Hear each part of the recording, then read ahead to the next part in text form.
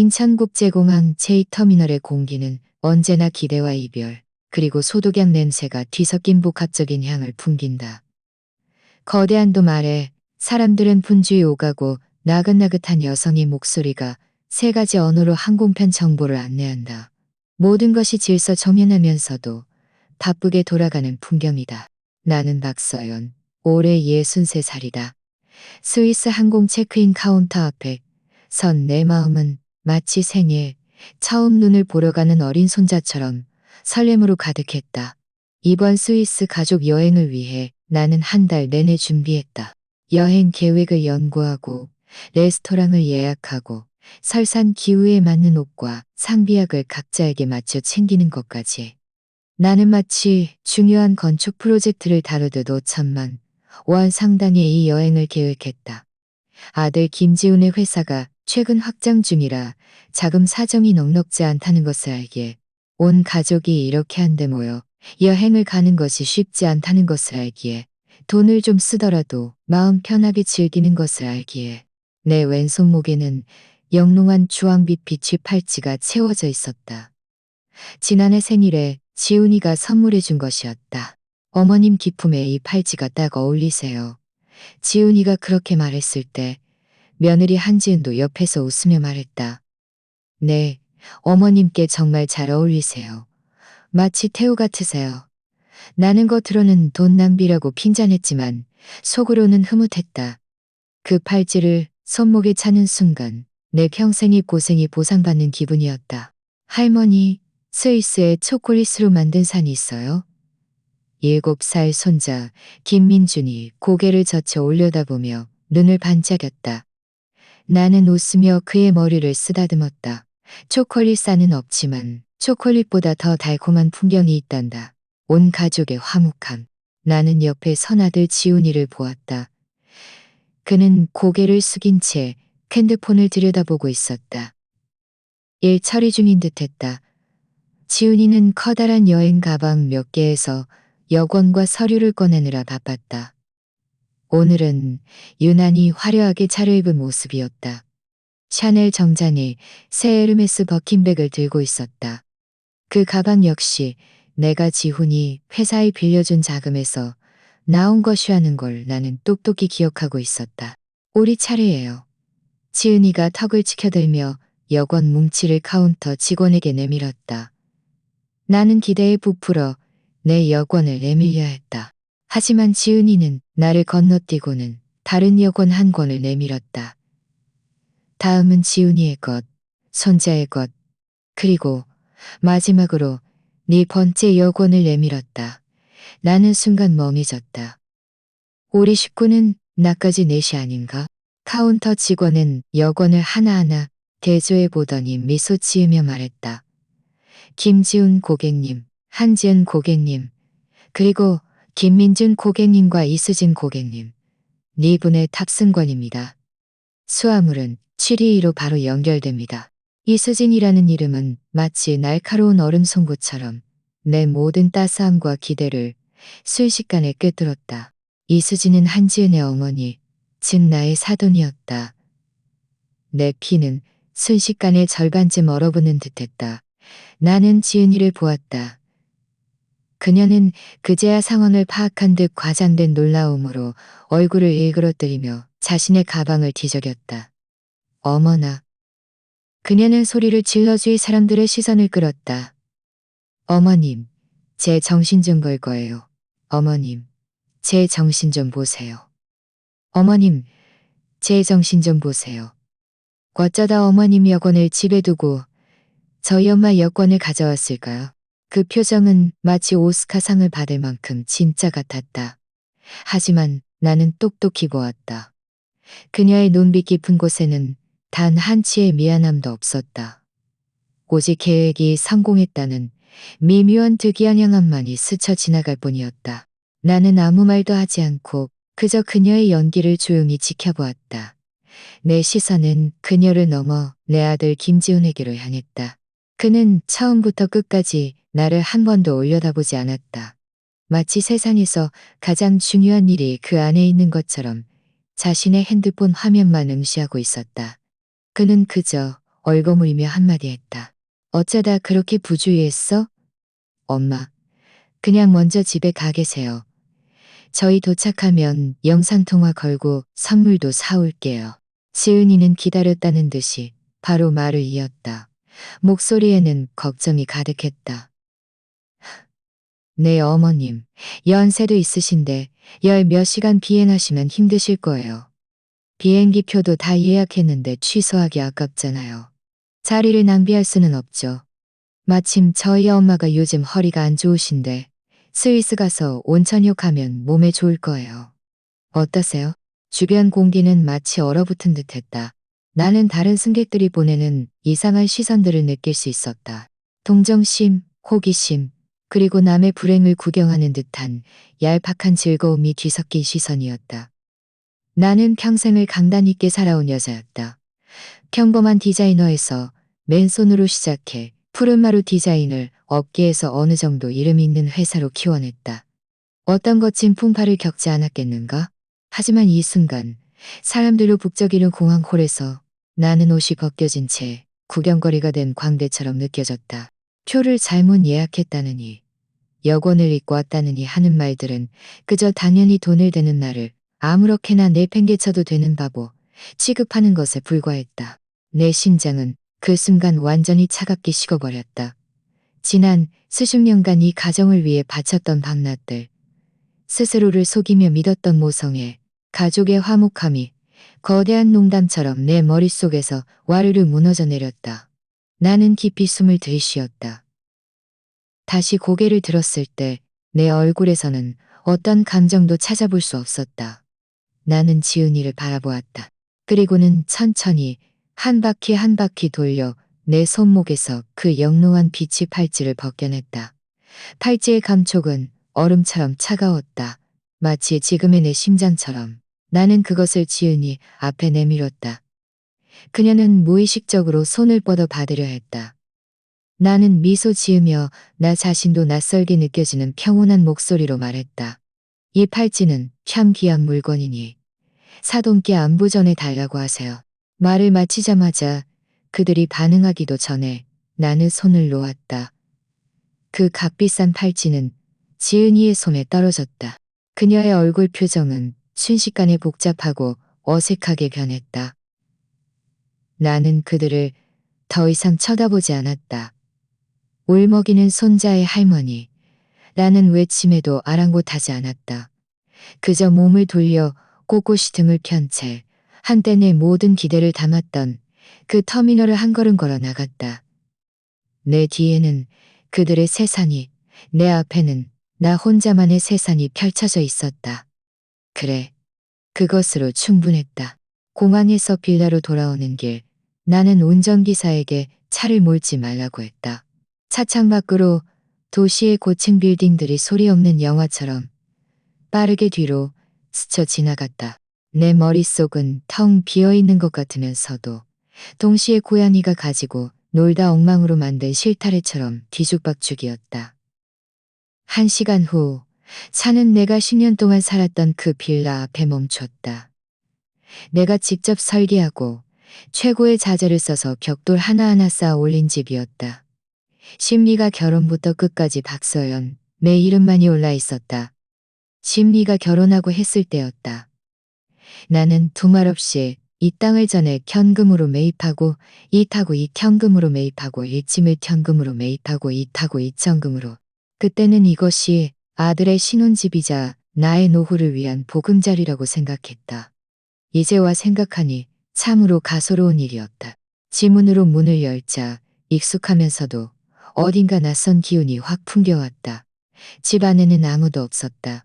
벽에 걸린 시계 초침이 움직이는 소리가 들릴 정도로 고요했다. 마치 내 실패한 전반생을 카운트다운하는 소리 같았다. 그것은 내 즐겨 쓰는 은은한 제비꽃 향기가 아니었다. 진하고 달콤한 샤넬, No, 오 향수 냄새였다. 나는 이 냄새를 안다. 사돈 이수짐이 가장 좋아하는 향수였다.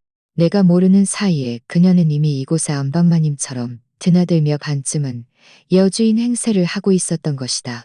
나는 슬리퍼로 갈아 신고 현관을 지나 거실로 향했다. 거실 벽에는 커다란 웨딩 사진이 걸려 있었다. 사진 속 지훈이와 지은이는 다정해 보였다. 그들의 웨딩 사진은 벽 전체의 가장 중심을 차지하고 있었다. 반면 지훈이의 대학 졸업식 때 함께 찍은 나와의 사진은 눈에 잘 띄지 않는 구석, 책장 위에 놓여 있었다. 액자 위에는 벌써 얇은 먼지가 쌓여 있었다.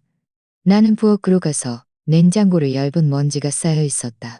냉장고 문에는 귀여운 캐릭터 자석으로 고정된 손글씨 주간 가족 식단표가 붙어 있었다.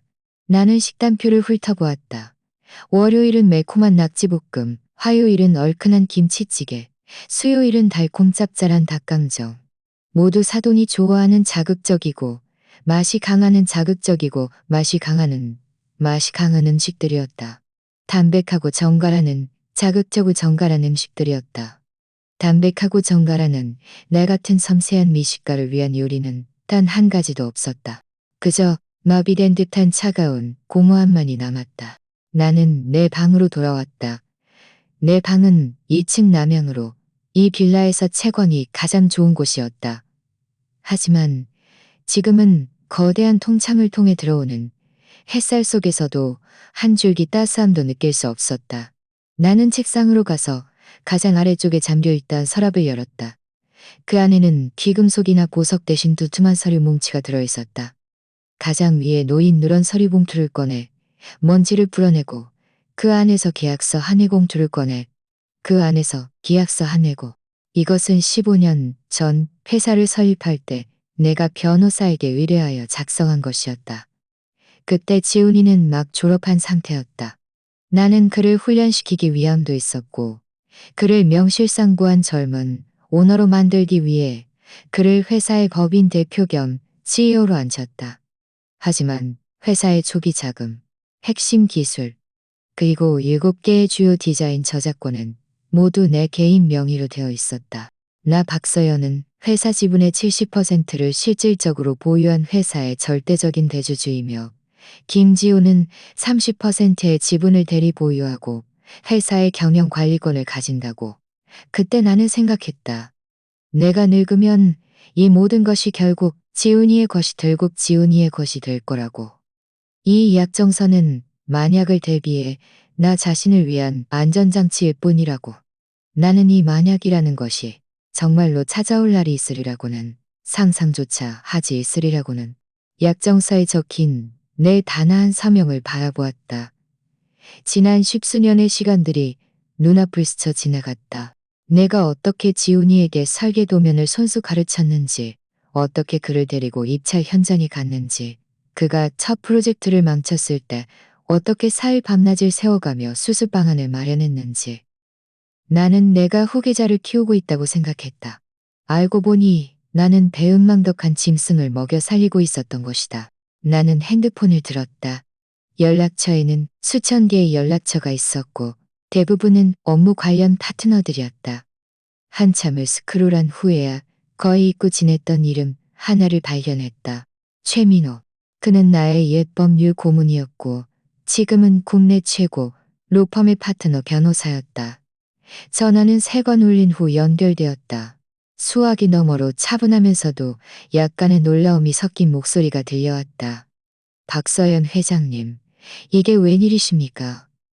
이게 웬일이십니까? 직접 전화를 다 주시고 나는 차가움이자 등받이에 기댄 채 내 목소리가 흔들림 없이 또렷하게 들리도록 했다. 최 변호사님, 박서연입니다. 매일 오전 박서연입니다. 다음 날 오전 9시 정각 나는 푸른마루 디자인 회장실에 정확히 나타났다. 이 사무실은 지훈이가 회사를 맡은 후로 내가 거의 오지 않던 곳이었다. 나는 그에게 최고의 자리를 내어주고 반쯤 은퇴한 상태였으며 회사에 중대한 결정이 있을 때만 관여했다. 이제 다시 돌아와 창밖으로 익숙한 덜근 나무 책상, 벽을 가득 채운 책장, 벽을 가득 채운 책장, 벽을 가득 채운 책장. 그리움보다는 고요하고 침체된 평온함만이 감돌았다. 다만 그 위에 꽂힌 책들이 건축 디자인, 전문 서적에서 성공학, 경영학, 사세술 따위의 책들로 바뀌어 있었다. 책장 유리 위에는 지훈이와 지훈이가 세계 각지를 여행하며 찍은 합정사진 몇 장이 더 놓여 있었다. 나는 다가가서 그 사진들을 한 장 한 장 떼어내 서랍 속에 넣었다. 최민우 변호사는 정확히 도착했다. 그는 15년 전보다 훨씬 성숙해져 있었고 깔끔한 정장 차림이 영리하고 유능해 보였다. 나를 보자 그는 공손하게 인사를 건넸다. 박 회장님, 오랜만입니다. 안색이 여전히 좋으시네요. 나는 그와 한담할 생각 없이 바로 그 지분 대리 보유 약정서를 그의 앞에 내밀었다. 최 변호사님, 이 약정서에 따라 저는 이제 대주주로서의 권리를 행사하고자 합니다. 최민호 변호사는 안경을 고쳐 쓰고 약정서를 꼼꼼히 읽어보더니 고개를 들어 나를 보았다. 그의 눈빛에는 모든 것을 이해했다는 듯한 기색이 서려 있었다. 박 회장님, 알겠습니다. 언제든지 김지훈 대표님의 법인 대표 및 CEO 직무를 해임하고 회사의 경영권을 회수하실 수 있습니다. 좋습니다. 나는 고개를 끄덕였다. 변호사님께서 해주실 첫 번째 일은 회사주 카드 보유자의 명의로 즉시 은행에 회사 계좌 아래 모든 부속 신용카드를 동결 신청하는 것입니다. 지훈이와 지은이 손에는 각각 2장의 회사 무제한 한도 블랙카드가 들려 있었다.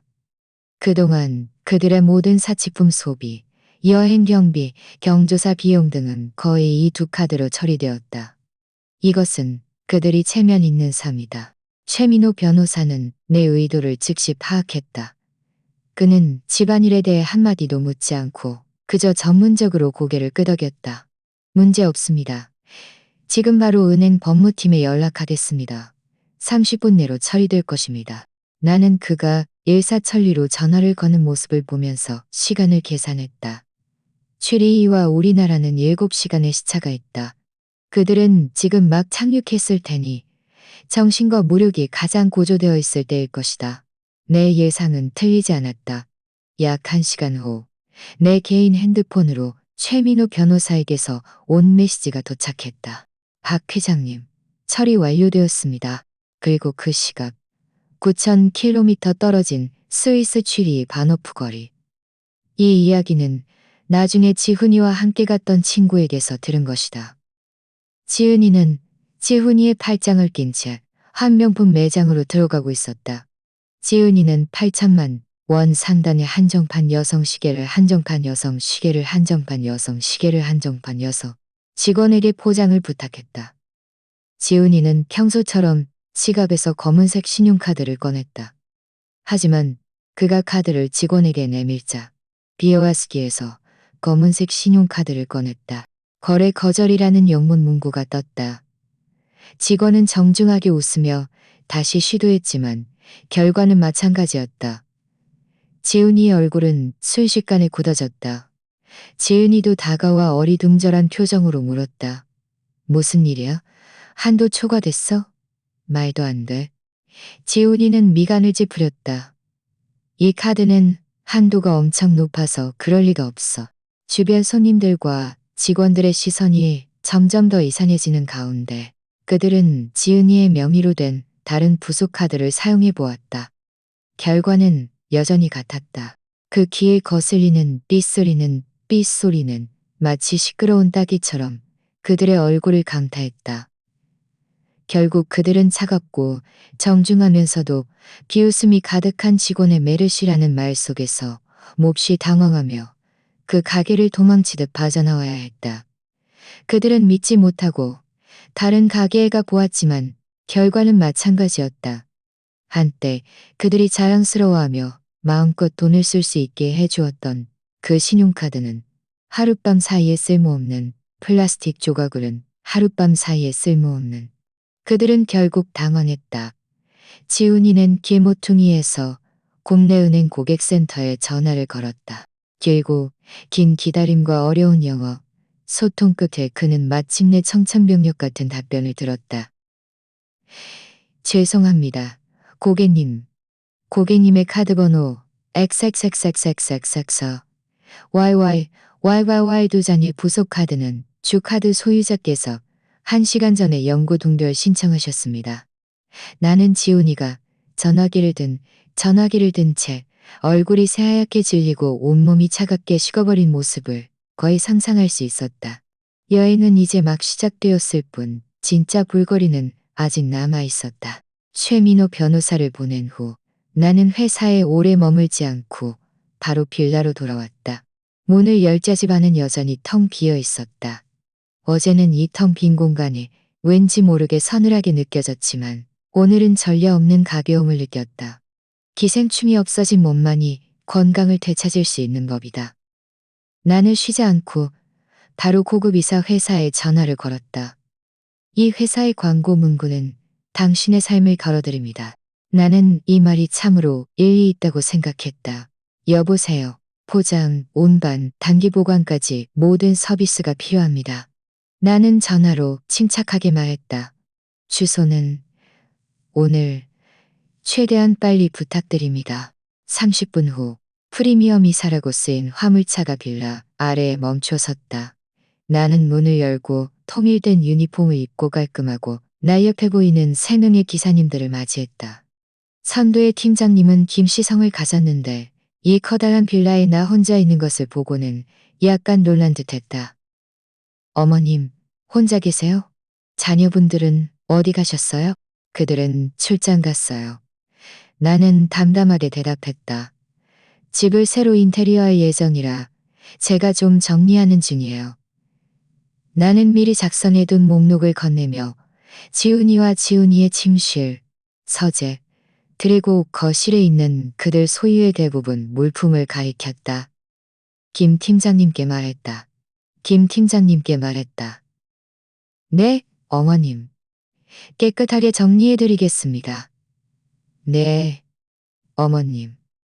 깨끗하게 정리해드리겠습니다. 제 침실을 제외한 다른 방에 있는 모든 물건들을 포장해서 상자에 담아주세요. 그리하여 다음 몇 시간 동안 내가 10년을 살아온 이 집은 거대하고 효율적으로 돌아가는 공장으로 변했다. 나는 작은 의자를 가져와 내 침실 문 앞에 앉아 마치 감시자처럼 평온하게 김지훈과 한지은의 모든 물건들이 이 집에서 사라지는 것을 지켜보았다. 지은이의 드레스룸, 벽면 전자식 밖으로 옮겨졌다. 지은이의 드레스룸, 벽면 전체를 차지했던 그들의 옷장 안에는 그녀가 한두 번밖에 입지 않은 명품 옷, 신발, 가방들이 가득했다. 그녀의 화장대를 가득 채웠던 값비싼 에스케, 라메르 화장품들은 조심스럽게 에어캡으로 포장되어 취급주애라고 쓰인 상자에 담겼다. 지훈이 방에 있던 그가 보물처럼 아끼던 게임기, 한정판 피규어, 모델들, 그리고 내가 한 번도 편안하게 잠들지 못했던 그 거대한 유럽식의 더블 침대, 심지어 벽에 걸려있던 그 거대한 유럽식의 더블 침대, 심지어 벽에 걸려있던 그들의 걸려있던 직접 떼어내어 기사님들에게 조심스럽게 포자님들에게 한때는 생활의 활기로 가득했던 이 물건들은 지금 내 눈에는 공간을 차지하고 내 삶을 올가매었던 한 줌의 쓰레기에 불과했다. 기사님들이 옷장 가장 깊숙한 곳에서 먼지 쌓인 나무 상자 하나를 꺼냈을 때 나는 자리에서 일어났다. 김 팀장님, 이 상자는 따로 좀 빼주세요. 김 팀장님은 고개를 끄덕였다. 나는 다가가서 상자를 열었다. 나프탈렌과 옛 시절의 추억이 뒤섞인 익숙한 냄새가 확 풍겨왔다. 그 안에는 내가 지난 세월 동안 지훈이를 위해 직접 자준 스웨터들이 고이 놓여 있었다. 그가 어릴 때 입었던 곰돌이 무늬, 옷부터 대학 시절 유행하던 꽈배기 니트, 그리고 직장인이 된 후 입었던 잠자는 어두운 색 스웨터까지. 한 벌 한 벌이 모두 나의 사랑과 정성이 담긴 결정체였다. 상자 맨 위에는 내가 어린 손자를 위해 한 땀 팀장님께 말했다. 김 팀장님께 말했다. 신발 위에는 내가 서툰 솜씨로 수놓은 호랑이 무늬가 약간 삐뚤빼뚤하게 새겨져 있었다. 이 상자는 차에 실을 때 가장 눈에 잘 띄는 곳에 놓아주세요. 김 팀장님은 잠시 멈칫하더니 이내 무언가를 이해한 듯 힘껏 고개를 끄덕였다. 네, 어머님, 염려 마세요. 오후 3시, 마지막 상자가 화물차에 실리자 빌라 전체는 순식간에 텅 비었고 심지어 올림까지 생겼다. 나는 그들의 차를 따라 도시 외곽에 위치한 단기 보관 회사로 향했다. 나는 지훈이와 지훈이의 이름으로 크지 않은 창고 하나를 한 달간 임대하고 선불로 지불했다. 그들의 모든 살림살이가 거대한 자물쇠로 잠긴 차가운 철제 창고 안에 봉인되는 것을 지켜보았다. 창고 관리인에게서 열쇠와 영수증을 건네받았다. 집으로 돌아오는 길, 해는 서서히 지고 있었고 하늘은 따뜻한 주황빛으로 물들어 있었다. 나는 버스에 앉아 차창 밖으로 빠르게 뒤로 스쳐가는 거리 풍경을 바라보았다. 내 인생 또한 이 버스처럼 새롭고 희망찬 방향을 향해 질주하고 있다는 기분이 들었다. 집을 비우는 것은 물리적인 단절일 뿐이었다. 그들이 진정으로 고통을 느끼게 하려면 그들이 의존하며 살아가던 뿌리를 잘라내야 했다. 푸른마루 디자인이었다. 텅 빈 빌라로 돌아온 나는 한순간도 쉬지 않고 바로 차를 몰아 회사로 돌아갔다. 이번에는 회장실이 아닌 회사의 법무팀과 인사팀으로 향했다. 회사에 있던 오래된 직원들은 나를 보고 놀라서 일어서며 인사했던 오래된 직원들은 회사에 있던 오래된 직원들은 나를 보고 놀라서 일어서며 어쩐 일로 오셨습니까? 1시간 내로 온라인 긴급 주주총회를 준비해 주십시오. 나는 본론부터 말했다. 회의 안건은 현 CEO 겸 법인 대표 헤인미 재선임입니다. 두 사람은 서로를 마주보며 놀라움을 금치 못했지만 더 이상 묻지 않고 즉시 전문적으로 업무를 수행했다. 나는 이 소식이 폭탄처럼 회사 내부에 수인했다. 내부에 순식간에 터져나갈 것을 알고 있었다. 하지만 나는 개의치 않았다. 나는 그것을 바보 같은 자의 손에 망가뜨릴 수 없었다. 1시간 후 온라인 회의는 정시에 시작되었다. 나는 회장실에 앉아 화면에 나타나는 주주들의 아바타를 보았다. 지훈이의 아바타도 그 중에 있었는데 배경은 스위스 호텔의 호화로운 스위트룸이었다. 그는 다소 초췌하고 초조해 보였다. 신용카드 동결 사태가 그를 몹시 괴롭히고 있는 것이 분명했다. 지은이의 얼굴도 옆에 바싹 붙어 있었는데 경계심과 불안감이 역력했다. 그의 목소리는 차분하고 힘있게 마이크를 통해 모든 사람의 귀에 전달되었다. 주주 여러분, 안녕하십니까? 회사 최대 주주 박서연 여사님의 위임을 받아 긴급 주주총회를 소집했습니다. 이번 회의에서는 중요한 안건에 대해 표결을 진행할 것입니다. 화면 너머의 지훈이가 미간을 찌푸렸다. 최 변호사님, 저희 엄마는 어디 계십니까? 이게 무슨 갑작스러운 기습입니까? 최민호 변호사는 그를 무시하고 말을 이었다. 회사법 및 회사정관에 의거 회사 현 CEO 겸 법인 대표 김지훈 심각한 직무태만 행위가 있었음을 확인했습니다. 여기에는 개인 및 가족의 고액 사치품 소비, 비업무 관련 여행 비용 지불을 위해 회사 자금을 장기간 유용하여 기용하기엔 이해 회사 자금을 장기간 유용하려 기용하여 그 총액이 수천만 원에 달하며 이는 회사 밑주주 여러분의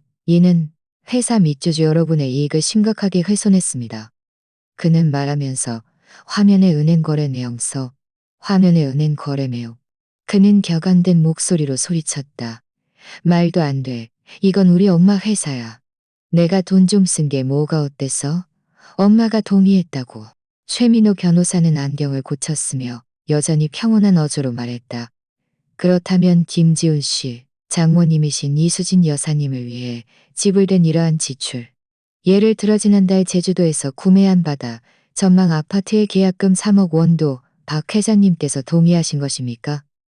제가 알기로는 박 회장님께서는 이에 대해 전혀 모르고 계셨습니다만 이 한마디는 마치 강력한 폭탄처럼 지훈이의 심리적 방어선을 그는 할 말을 잃었다. 옆에 있던 한지은은 얼굴이 청백해지고 시선이 불안하게 흔들렸다. 최민호 변호사는 그에게 변명할 기회를 주지 않고 말을 이었다. 따라서 대주주 박서연 여사님은 김지훈 씨의 푸른마루 디자인 CEO 겸 법인 대표의 모든 직무를 해임할 것을 정식으로 제안합니다. 지금부터 투표를 시작하겠습니다. 결과는 의심할 여지 없이 명확했다. 나는 70%의 지분을 가지고 있었고 절대적인 거부권과 결정권을 가지고 있었다. 투표 결과 가결되었습니다. 최민호 변호사는 침착하게 선언했다. 금일부터 김지훈 씨는 본 회사에서 어떠한 직무도 더 이상 맡지 않습니다. 새로운 CEO 겸 법인 대표는 박서연 여사님 본인께서 다시 맡으실 것입니다.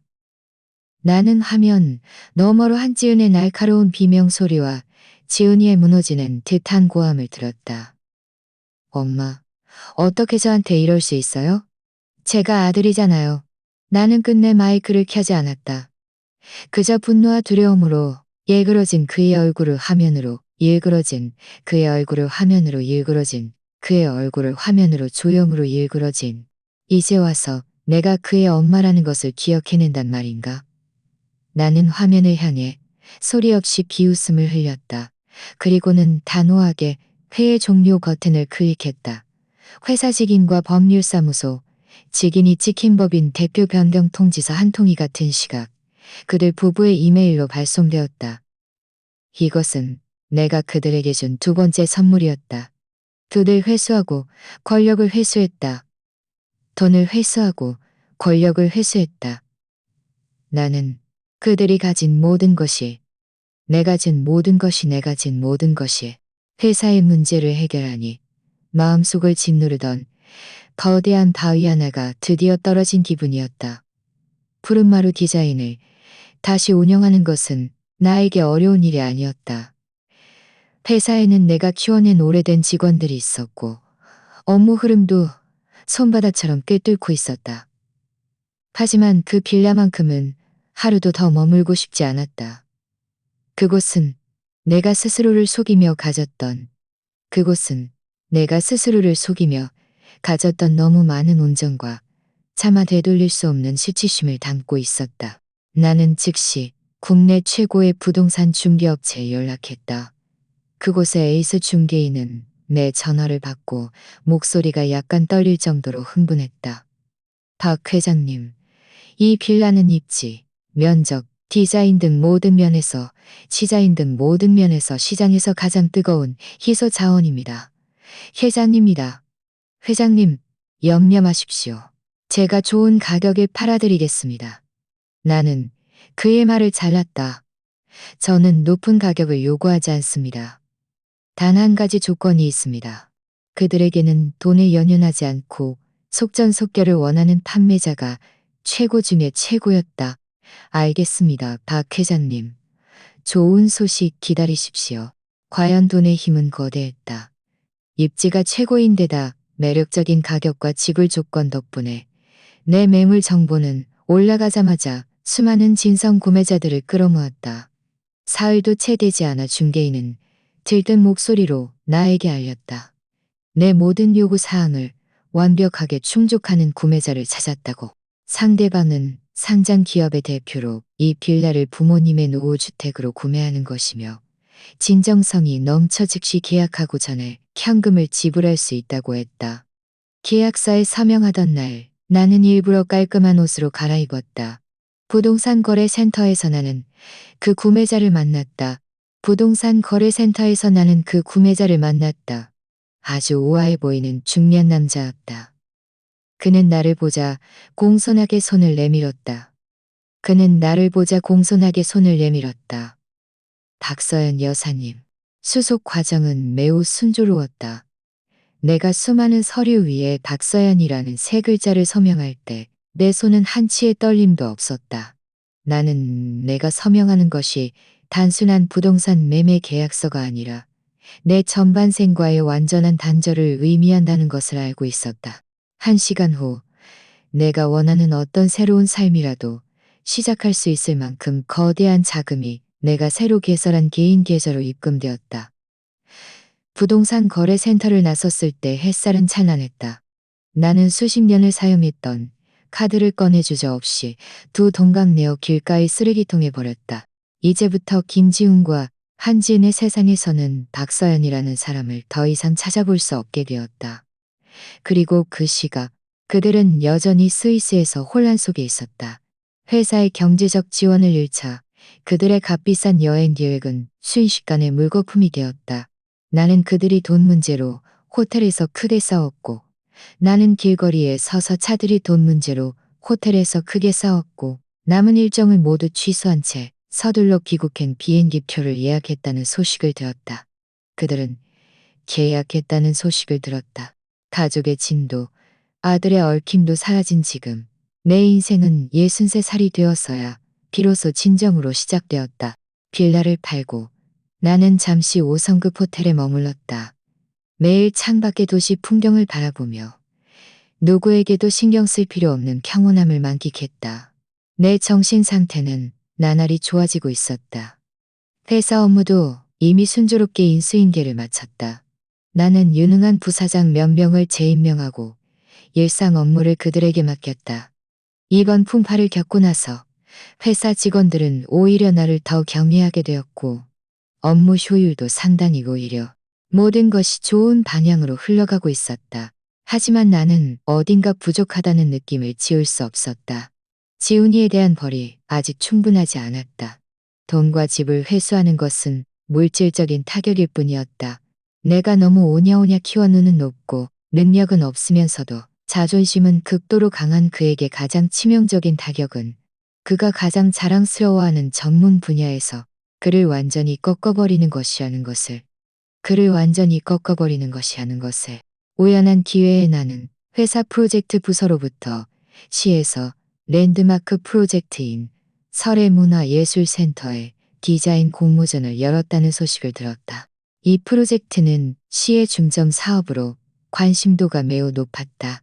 어떤 디자인 회사가 수주하든 막대한 이익뿐만 아니라 업계 내 위상을 상징하는 것이었다. 프로젝트 담당자는 걱정스러운 얼굴로 나에게 보고했다.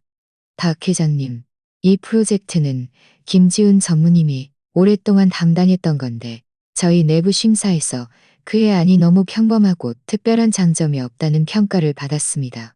저녁에 나는 비서에게 지훈이가 만들었던 모든 디자인안을 내 이메일로 보내달라고 했다. 하나하나 살펴보니 과연 담당자의 말대로 참신함이 없었고 화려하지만 공허한 장식들로 가득했다. 설해라는 이름 뒤에 숨겨진 문화적 의미를 전혀 이해하지 못하고 있었다. 그 순간 오랫동안 잊고 지냈던 창작 충동이 전류처럼 나를 강타했다. 나는 원래 국내 건축 디자인 학과의 1세대 수재였다. 당시에는 가정과 아이 때문에 일선에서 물러났지만 지난 수십 년 동안 직접 설계 작업을 하지 않았음에도 불구하고 국제 건축 디자인의 흐름과 이념에 대한 학습과 사색을 멈춘 적이 없었다. 나는 핸드폰을 끄고 호텔의 전문가용 제도 도구를 주문했다. 그 조용한 스위트룸에서 나는 거대한 도면을 거박 세워이 펼쳤다.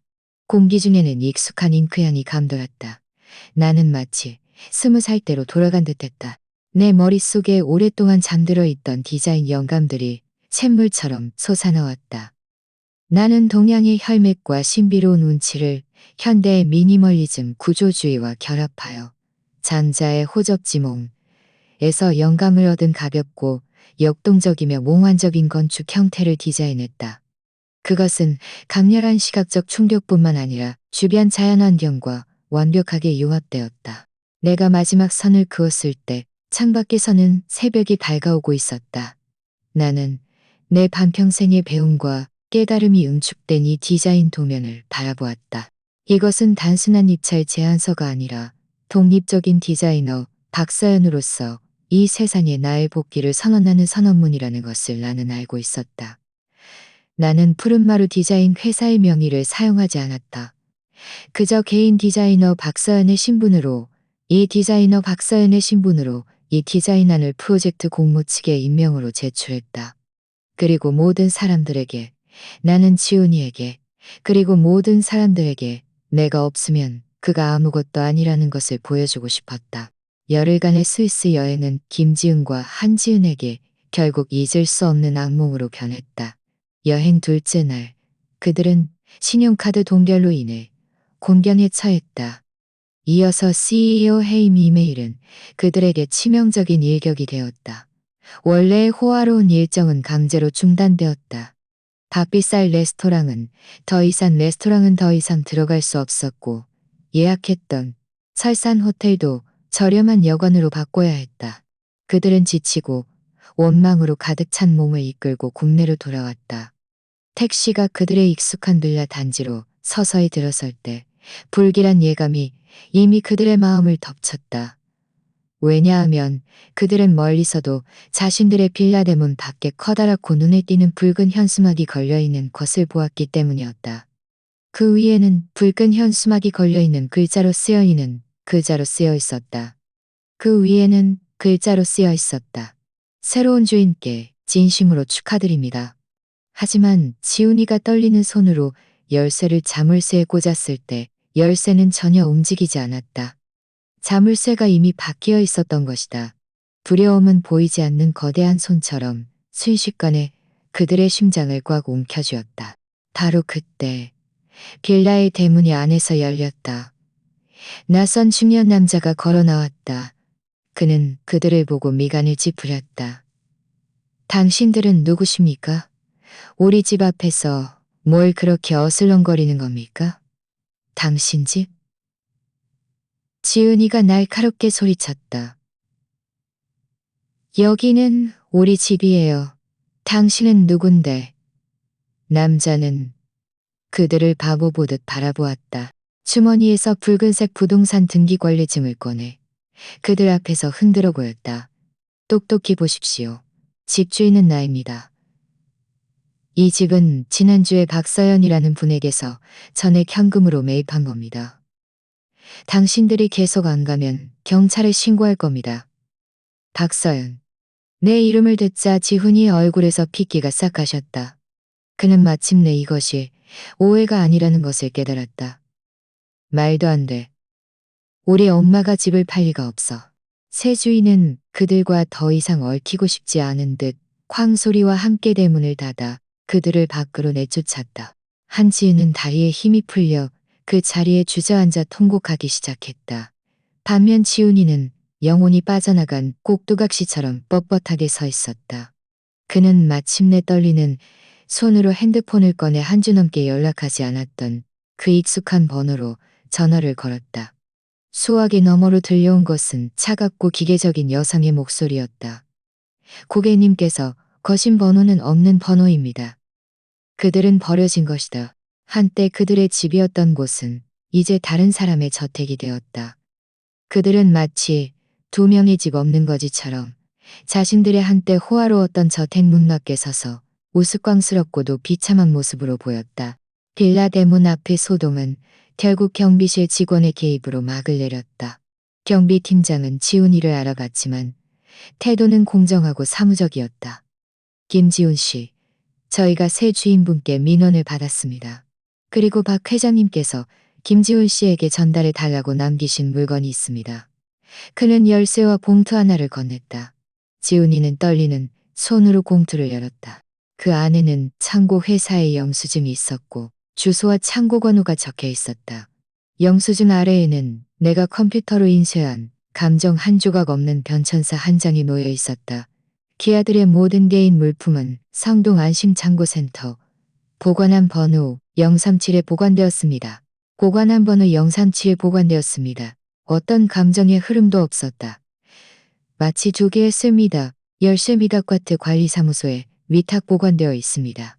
임대 기간은 아니며 기간 내에 찾아가지 않을 시 찾아가지 않을 시. 지은이는 그 변천사를 보며 더 크게 울었다. 반면 지훈이는 마지막 지푸라기에 깔려버린 낙타처럼 눈빛 속 마지막 불빛마저 꺼져버렸다. 그들은 택시를 타고 외곽에 위치한 그 창고로 향했다. 창고 구역은 넓고 황량했다. 차가운 철제 문들이 줄지어 서 있는 모습은 마치 말없는 거대한 짐승 같았다. 그들은 37번 보관함을 찾아냈다. 지훈이는 그 열쇠로 무거운 철제 자물쇠를 열었다. 덜컹 하는 소리와 함께 창고 문이 열렸다. 이미 마음의 준비를 했음에도 불구하고 그들은 눈앞의 광경에 놀라마를 잊지 못했다. 한지은의 목숨 같은 에르메스, 샤넬 명품부터 지훈이가 수집했던 값비싼 모델들, 그리고 그들이 수년간 잠자던 커다란 침대, 소파, 식탁까지 모든 것이 아무렇게나 뒤죽박죽 쌓여 있었다. 마치 작은 산 같기도 했고 거대한 쓰레기 더미 같기도 했다. 한때 그들의 신분과 풍ገብ을 상징했던 명품 물건들은 어두운 조명과 먼지 아래에서 값싸고 우스꽝스럽게 보였다. 내 가방, 내 옷. 지은이는 미친 듯이 달려들어가 그 잡동사니 속을 뒤졌지만 온몸의 먼지만 뒤집었을 뿐이었다. 그녀는 결국 완전히 무너져 내렸다. 그 쓰레기 더미 앞에 주저앉아 소리내어 통곡하기 시작했다. 반면 지훈이는 그저 멍하니 서 있었다. 그의 시선은 그 어지러운 물건들을 넘어 가장 높은 곳에 노인나 찍은 나무 상자에 닿았다. 상자는 잠겨 있지 않았고 뚜껑이 반쯤 열려 있었다. 틈새로 그는 익숙한 색깔을 볼 수 있었다. 그는 내가 손수 지은 호랑이 머리 솜신발이 있었다. 그는 마치 무언가에 이끌린 사람처럼 그 물건 더미 위로 기어 올라가 그 상자를 열었다. 이 물건들을 본 순간 38살의 김지훈이라는 남자는 결국 더 이상 버티지 못했다. 그는 마치 어린아이처럼 그 차가운 옷가지 더미 앞에 무릎을 꿇고 짐승처럼 억눌린 울음을 터뜨렸다. 그는 마침내 깨달았다. 자신이 잃은 것은 단순히 돈이나 집, 회사가 아니었다. 그가 잃은 것은 어머니의 가장 소중하고 다시는 되찾을 수 없는 사랑과 따뜻함이었다. 그는 의미 없는 번호가 된 그 번호로 미친 듯이, 전호로 미친 듯이, 번호로 미친 듯이 전호로. 창고 안에는 그의 절망적인 울부짖음과 전화 속 고객님께서 거신 번호는 없는 번호입니다라는 차가운 안내음만이 되풀이되었다. 모든 것이 이미 늦은 것이었다. 집과 나의 경제적 지원을 잃자 김지훈과 한지은의 삶은 완전히 파멸로 치달았다. 그들은 구름 위에서 추락하여 낡은 아파트의 방 2칸짜리 전셋집에서 살 수밖에 없었다. 사치에 익숙했던 그들은 곧바로 생활비 문제로 끝없는 다툼을 벌였다. 지은이는 모든 원망을 지훈이에게 퍼부으며 그가 무능하고 나약해서 오늘의 모든 일이 벌어졌다고 비난했다. 반면 지훈이는 거대한 충격과 수치심 아래 완전히 좌절하여 수레까지 손을 대는 지경에 이르렀다. 하지만 그의 마음속에는 마지막 한 줄기 희망이 남아 있었다. 설의 문화예술센터 디자인 프로젝트였다. 이 프로젝트는 그가 이전에 계속 담당했던 것이었다. 그는 이 프로젝트를 따내기만 하면 나에게 그리고 모든 사람에게 나 없이도 다시 일어설 수 있다는 것을 증명할 수 있을 것이라고 생각했다. 프로젝트 안 최종 발표회는 금빛 찬란한 국제 컨벤션 센터에서 열렸다. 지훈이는 일부러 말쑥하게 차려입고 가장 좋은 정장을 입은 채 입찰자석에 앉았다. 그는 자신이 발표자로 무대에 올랐을 때 어쩌면 내가 어딘가에서 자신을 지켜보고 있을 것이며 오늘의 행동을 후회할 것이라고 환상했다. 하지만 현실은 그에게 가장 따가운 따귀를 날렸다. 그에게 가장 따가운 따귀를 날렸다. 진행자가 격앙된 목소리로 최종 낙찰된 디자인안을 발표했을 때 뒤편의 거대한 애는 그에게 이대화면은 그에게 익숙한 애너네는 그에 대화면은 그에게 이편에 하지만 그 디자인의 영감과 대담함은 그가 감히 따라잡을 수 없는 것이었다. 이어서 화면에는 수상 디자이너의 이름이 떴다. 푸른마루 디자인도 김지훈도 아니었다. 그를 벼락 맞은 듯하게 만든 세 글자였다. 박서연. 순간 모든 스포트라이트는 관객석 맨 앞줄에 꽂혔다.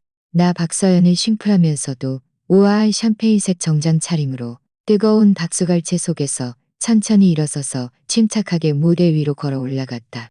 그 순간 나는 객석 아래에서 충격과 굴욕감, 그리고 절망으로 가득 찬 시선이 죽을 힘을 다해 나에게 고정되어 있다는 것을 느낄 수 있었다. 하지만 나는 그를 보지 않았다. 내 눈에는 처음부터 그 사람은 존재하지 않았다. 나는 시상자에게서 크리스털 트로피를 건네받아 많은 시상자에게서 크리스탈트로 걸어갔다. 얼굴에는 온화하면서도 기품 있는 미소가 떠올랐다. 심사위원 여러분의 후의에 감사드립니다. 그리고 프로분의 후의에 감사드립니다. 저는 박서연입니다. 오랫동안 은퇴했던 노년의 디자이너입니다. 이 작품은 사실 그렇게 성숙한 작품은 아닙니다. 그저 나는 잠시 말을 멈췄다. 내 시선은 객석을 훑어보다가 마침내 멀리 떨어진 한 곳에 머물렀다. 그저 제가 은퇴 후에 스스로에게 주는 첫 번째 선물입니다. 말이 끝나자 객석에서는 다시 한번 우리와 같은 박수갈채가 터져나왔다. 그리고 입찰자 석에 앉아있던 김지우는 그 순간, 그리고 입찰자 석에 앉아있던 김지후는 그의 사회적 신분, 그의 전문적인 자존심, 그의 마지막 한 줄기 환상까지도 이 순간 나의 손에 의해 산산조각 났다. 그와 나 사이에는 더 이상 아무런 연관도 남지 않았다. 그 발표회 이후 나는 지훈이의 세상에서 완전히 사라졌다. 나는 빌라를 팔아 얻은 돈에 회사 수익금을 더해 나만의 독립 디자인 스튜디오를 설립했다. 그리고 내가 흥미를 느끼는 프로젝트만을 직접 맡았다. 나는 국내에 머물지 않고 나만의 글로벌 유목 생활을 시작했다. 나는 프랑스 프로방스에 가서 보랏빛 라벤더 밭에서 스케치를 했다. 일본 교토에 가서 고풍스러운 사찰에서 고산수, 그리스 산토리니에 가서 푸른색과 흰색으로 어우러진 집들 사이에서 세상에서 가장 아름다운 일몰을 보았다. 나는 지난 6여여 년 동안 가장과 아이 때문에 놓쳤던 풍경들을 하나씩 다시 주워 담았다. 내 디자인 스튜디오도 설의 프로젝트의 성공 덕분에 명성을 얻었다. 내 디자인 스튜디오도 설의 프로젝트에 많은 프로젝트 팀들이 나를 찾아왔다. 백발이 성성한 예술가들도 있었고 배낭을 메고 세계를 유랑하는 젊은이들도 있었다. 내 삶은 그 어느 때보다 넓어졌다. 반년 후 어느 날 나는 이탈리아 토스카나의 햇살 가득한 포도원 안에서 그림을 그리고 있었다. 그때 국내의 한 오래된 이웃에게서 전화가 왔다. 우리는 관계가 계속 좋았고 그분은 내가 연락을 유지하는 몇 안 되는 사람 중 한 명이었다. 전화 너머로 이웃은 한숨을 쉬며 지훈이의 상황을 나에게 알려주었다. 그들은 결국 이혼했다. 모든 경제적 수단을 잃자 그들의 사랑은 너무나 취약하여 한 번의 충격에도 부서졌다. 끝없는 다툼과 서로를 탓하는 행위가 마지막 애정마저 소진시켰다. 지은이는 곧바로 중매를 통해 자신보다 집에 살만한 사업가에게 시집갔다. 상대방의 조건은 나쁘지 않다고 들었지만 그녀를 백방으로 경계하고 돈 관리를 극도로, 권위를 극도로, 그녀를 백방으로 경격하게 한다고 했다. 그녀는 행복하지 않았다. 그녀는 행복하지 않았다. 그녀는 행복하지 않았다. 이제 그는 막노동으로 하루하루를 연명하며 매우 비참하게 살고 있다고 했다. 서연 씨, 아들 지훈이가 지금 사람만 만나면 후회한다고 죄송하다고 말하고 다닌대요. 당신을 미친 듯이 찾아다니고 있어요. 며칠 전에는 우리 아파트 단지 문 앞에서 울면서 당신 연락처를 묻더라고요. 울먹이는 모습이 참 가엾기도 하고 아무리 그래도 친아들인데 정말 다시 돌아가지 않을 건가요? 나는 그 말을 들으면서 마음속의 징후도 복수의 쾌감도 없었다. 나는 전화에 대고 나지막이 말했다. 혹시 그가 다시 찾으면 이렇게 전해주세요. 사람은 자신의 선택에 책임을 져야 한다고. 나는 그를 미워하지 않지만 용서하지도 않을 거라고. 그의 미래가 좋든 나쁘든 이제 나와는 아무런 상관이 없다고 말입니다. 그리고 그에게 전해주세요. 나는 5천만 원을 들여 스위스행 편도 비행기 표를 샀다고. 비록 그에게 전해주세요. 나는 5천만 원을 들여 스위스행 편도 비행기 표를 샀다고. 비록 그 여행은 가지 못했지만 그 표가 나를 훨씬 멀고 어떤 잘못은 미안하다는 한마디로 지워지지 않는다. 어떤 상처는 시간으로도 아물지 않는다. 내가 그에게 줄 수 있는 것은 마지막이자 가장 완전한 놓아줌뿐이었다. 다시 1년이 지났다. 내 유목 디자인 스튜디오는 국제적으로 어느덧 작은 명성을 얻었다. 나는 더 이상 직접 입찰에 참여할 필요가 없었다. 세계 각지에서 눈송이처럼 초대장이 쏟아져 들어왔다. 나는 나에게 창작 영감을 줄 수 있는 프로젝트만을 선별적으로 맡았고 나머지 시간은 삶을 즐기는 데 사용했다. 나의 마지막 종착지는 다시 스위스였다. 취리히가 아닌 인터라켄. 설산과 호수로 둘러싸인 동화 같은 작은 마을이었다. 나는 이곳에 정원이 있는 작은 목조 주택을 샀다. 창밖으로는 푸른 호수가 보이고 고개를 들면 융프라우의 새하얀 설산이 눈앞에 펼쳐졌다. 당시 헛되이 버려졌던 비행기표가 가리키던 종착점. 나는 결국 나 자신의 힘으로 그곳에 도달했다. 다만 내 마음을 아프게 했던 사람들은 더 이상 내 곁에 없었다. 이날 오후는 맑은 주말이었다. 나는 현지에서 사귄 몇몇 새로운 친구들을 집으로 초대했다. 나에게 스키를 가르쳐준 70대인데도 여전히 정정한 독일인 코치 마이클, 꽃 그림을 그리는 프랑스인 여성 미술가 소피, 그리고 근처 대학에 다니는 중국인 유학생 철루도 있었다. 나는 가끔 그에게 집밥을 해주곤 했다. 우리는 정원 설룸에서 애프터눈 티를 마시며 이야기를 나누었다. 멀리 설산은 웅장했고 가까이에는 꽃들이 만발했다. 공기 중에는 폴레음과 커피 향이 가득했다. 갑자기 내 핸드폰이 울렸다. 낯선 국제 전화번호였다. 나는 잠시 망설이다가 전화를 받았다. 수화기 너머로 오랫동안 듣지 못했던 울먹임과 애원이 뒤섞인 목소리가 들려왔다. 엄마, 엄마 맞아요. 엄마, 드디어 찾았어요. 김지훈이었다. 그가 어디서 내 번호를 알아냈는지 알 수 없었다. 내 심장은 그 순간 미세하게 한번 울컥했지만 이내 평온을 되찾았다. 나는 아무 말도 하지 않았다. 나는 아무 말도 하지 않았다. 전화 너머의 그는 내가 여전히 화가 나 있다고 생각했는지 다급하게 참여하기 시작했다. 엄마, 제가 가게 참여하기 시작했다. 엄마 제발, 우리 예전처럼 돌아가면 안 될까요? 제가 엄마 모시고 살게요. 효도할게요. 그의 값싼 참회를 들으면서 나는 문득 실소가 터져 나왔다. 모시고 살고 효도? 나는 눈앞의 아름다운 풍경을 바라보고 내 옆에 진심 어린 친구들을 보았다. 그리고 과거 그 빌라에서 내가 고급 가정부처럼 살았던 날들을 생각했다. 나는 나지막이 웃음을 터뜨렸다. 김지훈. 나는 그의 이름을 또렷이 불렀다. 날씨를 이야기하듯 평온한 어조였다. 너는 뭔가 착각하고 있는 것 같구나. 나는 지금 아주 잘 살고 있고 그 누구의 효도도 필요 없단다. 네 앞길이나 잘 살아라. 네 앞길이나 잘 살아라. 나를 마치자마자 나는 단호하게 전화를 끊었다. 그리고 이 번호를 블랙리스트에 추가했다. 나는 몸을 돌려 떨렸다. 독일인 코치 마이클이 술잔을 들고 어색한 한국어로 나에게 말했다. 독일인 술잔을 들고 어색한 한국어로 나에게 말했다. 건배. 나는 그의 우스꽝스러운 모습에 친구들과 함께 크게 웃었다. 멀리 융프라우 설산은 석양빛 아래 찬란한 금빛으로 물들어 있었다. 내 인생 또한 이 석양 아래 설산처럼 길고 추웠던 겨울을 지나 마침내 나 자신만의 가장 찬란한 노을을 맞이한 것이다. 나는 더 이상 누구의 엄마가 아니다. 나는 그저 박서연일 뿐이다. 이 지독하지만 한없이 아름다운 새로운 삶을 살아가고 있는